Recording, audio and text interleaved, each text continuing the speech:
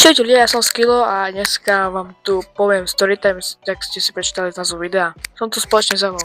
Čau! A dneska vám poviem príbeh o tom, ako som si dal likér, je to alkohol. A to sa stalo na Silvestra. Takže už tu nebudeme obkecávať, dajte like a odber. A my začneme tak, že išli sme do Nikoly, iných rodičov. A proste sme si sadli, Nikolin otec priniesol tam alkohol. No a tam dali nejaký alkohol, ktorá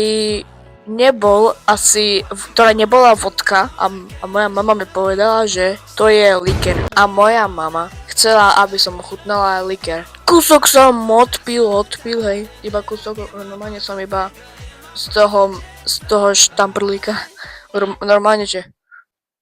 No a zatiaľ sa nič nestalo, nebolo mi zle, neopil som sa, neužal som sa, nebolo mi zle, nedostal som kocovinu ráno na ďalší deň, na nový rok. Takže toto bol taký kratší storytime, áno. Dúfam, že sa vám video páčilo. Dajte like a odber a ja sa teším u ďalšieho videa a čaute.